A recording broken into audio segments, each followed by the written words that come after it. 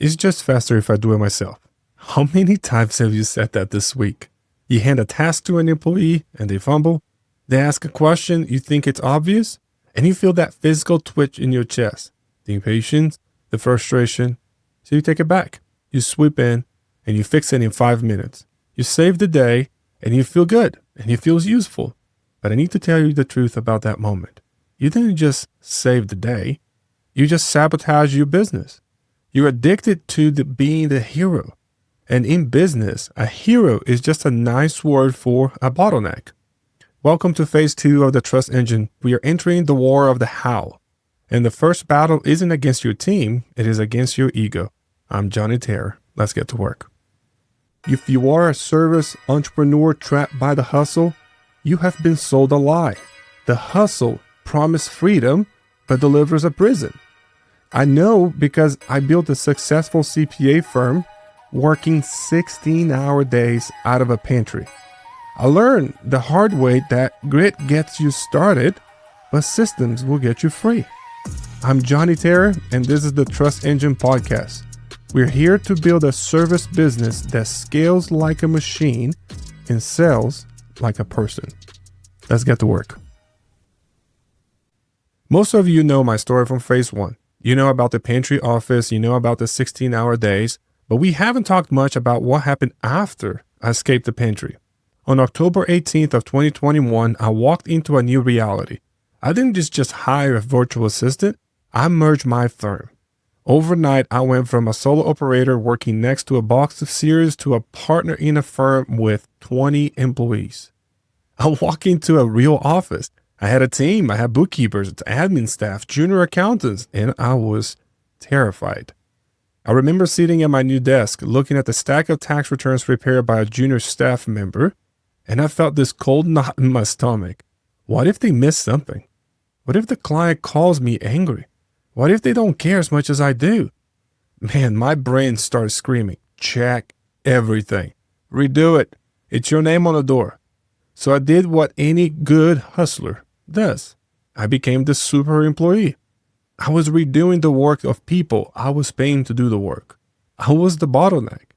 I thought I was ensuring quality, but really, I was just soothing my own anxiety. I needed to prove that I was still the best accountant in the room. I was protecting my ego, not my business. And that is the ego trap. We tell ourselves that we don't delegate because good help is hard to find. We say our standards are just too high, but that's a lie. We don't delegate because we are addicted to the dopamine hit of being the firefighter. When you solve a problem, you feel valuable. When you answer the client's emergency text at 9 p.m., you feel important. You are the savior. But here's the hard truth I had to learn. If you are the savior, your team are the victims.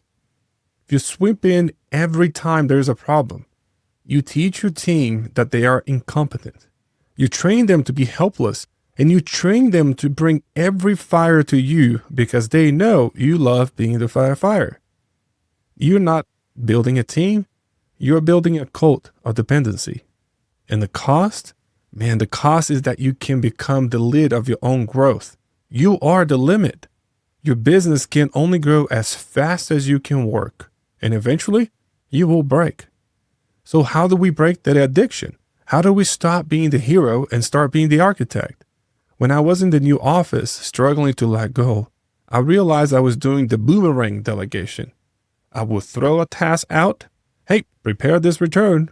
And it will come right back to me with a mistake. And I will catch it and I say, see, nobody can do it. The tax accountants, the junior accountants, the tax seniors, they will help me prepare the return. But in our firm, I still review my client's return before it goes out the door. So I sat there thinking, nobody can do this like I can. Not faster, not cleaner, and not accurately. I have 5 years of history with that client in my head. I knew the backstory. I knew the nuances. And I have been preparing and reviewing the same return for half a decade before delegating to a staff and a manager. But I wasn't giving them the systems or the history. I was just dumping the labor. I hadn't given them the standards. I hadn't given them the why. This is where everything changed for me. I picked up a book that you've probably heard of, but maybe you haven't actually applied it to your business. And it's called Extreme Ownership by Joko in Leaf Baby. Joko is a Navy SEAL. I'm a CPA. Our worlds could not be more different. But the principle he teaches is that the only thing that saved me from drowning in that office. The core principle is simple, but it's a brutal part and an attack to your ego. Leaders must take ownership of everything in their world, with no one else to blame. I read that and I look at the bad tax return on my desk. Man, my instinct was to blame that junior accountant. They're not smart enough. They're not trying hard enough. They don't care. But that Extreme Ownership book forced me to look in the mirror. And Joko has the principle. There are no bad teams, only bad leaders. If the team fails, the leader must look inwards first. If the tax return is wrong, it's not because the junior account is stupid. It's because I failed. Maybe I didn't clarify the mission. Maybe I didn't explain the client's backstory. Maybe I didn't provide the training. Maybe I hired the wrong person and put them in the role they're not ready for. Whatever the reason, that failure is mine. And that shift hurts, man. It stings. But it also is incredibly liberating. Because if the failure is mine, then the solution is also mine. I can fix my training, I can fix my communication, and I can fix my system. If I blame them, I'm the victim. If I blame me, I'm in control. So how do we apply this? How do we use the SEALs tactics in a service business? We use a principle we call decentralized command. In the SEALs world, the commander cannot make every decision for every soldier on the battlefield. It's chaos, right? It's too fast.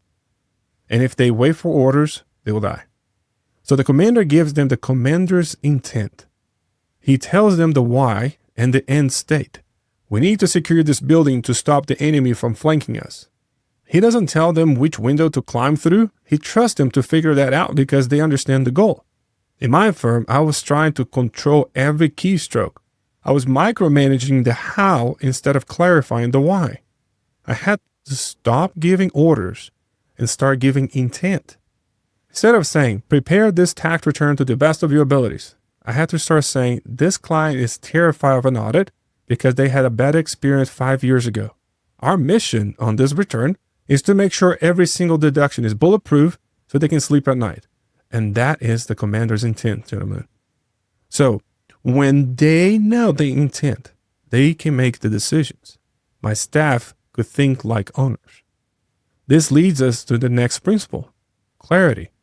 Joko says in the book, it's not what you preach, it's what you tolerate.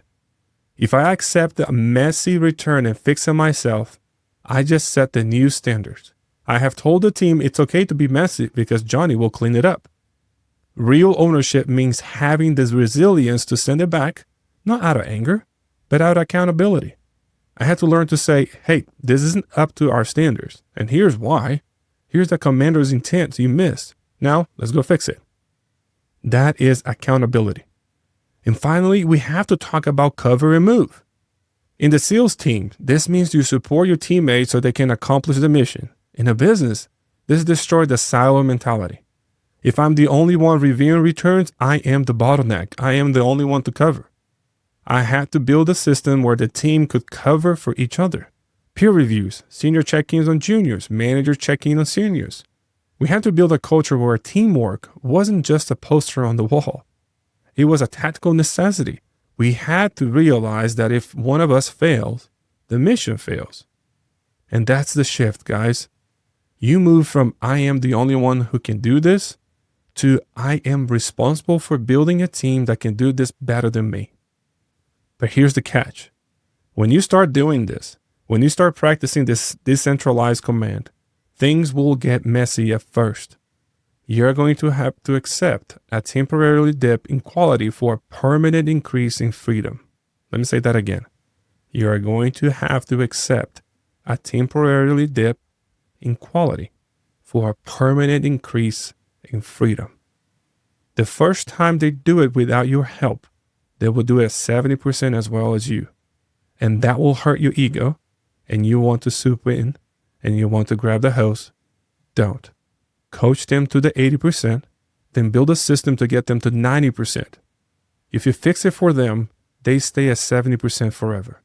If you coach them through it using that extreme ownership, you build a leader. Now, look, I'm the trust engine guy and I value radical transparency, so I'm not going to sit here and pretend I'm cured. Just last week, I caught myself doing the same thing. I was sick, I was out of the office with a cold, my head was pounding, and it was foggy, and a client emergency popped up. Logic says, call the team, use the centralized command, trust the system. My ego said, only you can fix this. So instead of relying on my team to do it, I opened my laptop and I did it myself. Why? So I can feel useful. So I can feel like the savior, even while I was shivering under a blanket. So yes, I still struggle with this topic a lot, but I make improvements every day. I catch myself and I ask, am I being the leader or am I being the bottleneck? I force myself to close the laptop, and I'm not perfect at it. Becoming this intentional operator is not a destination. It is a daily war against your own desires to go back to the quote unquote safe work. Okay? Look, I can give you the frameworks, I can give you the why, but I know exactly what happens when you turn off this podcast. We are going to get an email, a client is going to be disappointed, and a staff member is going to miss a deadline. And that hero complex is going to flare up. You're going to want to swoop in and grab the hose. Isolation is the ego's best friend. When you're alone in the office, and it's easy to convince yourself that you're the only one that can save the day. And that is why I created the Intentional Operator Mastermind. We don't just talk about tax returns or services. We meet weekly to go to war on the things that actually stop your growth. Leadership, communication skills, and high-level sales. But more importantly, we dig deep into the dirt. The mindset and the mental blockers that are keeping you from the freedom you were promised when you started this thing. If you're ready to stop being the hero and start being the architect of a machine that works without you, I want you to reach out to me directly. Text me at 806-337-0141. 806-337-0141. Just text me, operator, tell me where you're stuck, and we will see if you're fit for the group. I'm Johnny Terra, and remember, action over theory. Let's get to work. Wow, we cover a lot today, guys. But remember, action over theory. Don't just listen, execute. Go build the machine so you don't have to be the machine. If you found value, the best way to support the Trust Engine podcast is to leave a rating and review on your platform. And if you know of another entrepreneur trapped in the hustle, share this episode with them. You can find the show notes and the systems we discuss here at trustenginepodcast.com.